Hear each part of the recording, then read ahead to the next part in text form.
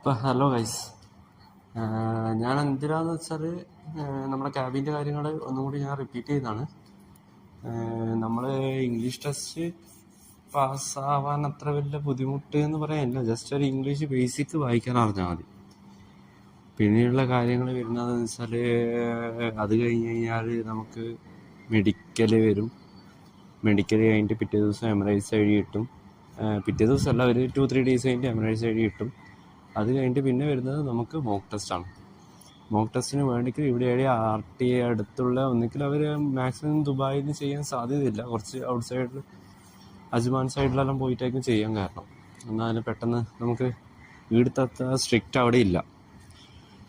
അപ്പോൾ ഇത് നമ്മൾ ജസ്റ്റ് ഒന്ന് കറങ്ങാനെല്ലാം പോയതാണ്. മെട്രോയിൽ കാര്യങ്ങൾ ഇപ്പം ഞാൻ കാണിച്ചു തന്നായിരുന്നു. നമ്മളെ കാർഡ് റീചാർജും കാര്യങ്ങളെല്ലാം ജസ്റ്റ് മുമ്പിൽ ഞാൻ കാണിച്ചത്.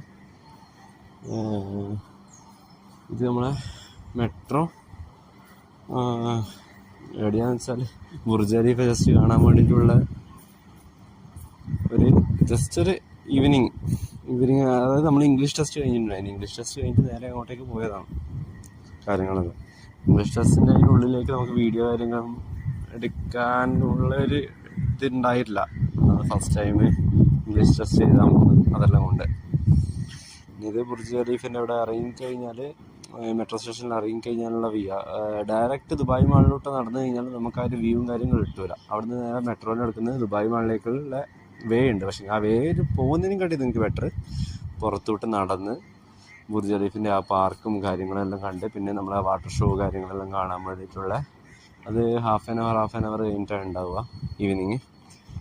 അതിൽ ലൈറ്റും സൗണ്ടെല്ലാം കണ്ടു കഴിഞ്ഞാൽ ആ ഒരു വീഡിയോ ഞാൻ നെക്സ്റ്റ് ഒരു വീഡിയോയിൽ അത് മാത്രം വാട്ടർ ഷോൻ്റെ ഒരു വീഡിയോ ആയിട്ട് ഞാൻ എടുത്തിട്ടോളാം.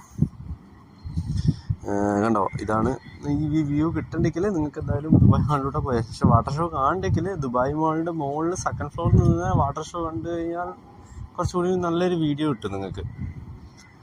പിന്നെ ഉള്ളതെന്ന് വെച്ചാൽ ഞാൻ പറഞ്ഞായിരുന്നല്ലേ, എമറൈസ് ID കിട്ടിക്കഴിഞ്ഞാൽ മോക്ക് ടെസ്റ്റാണ്. ആ മോക്ക് ടെസ്റ്റ് ഫസ്റ്റ് എന്ന് വെച്ചാൽ എനിക്ക് തോന്നുന്നത് എൻ്റെ മോക്ക് ടെസ്റ്റ് കഴിഞ്ഞില്ല.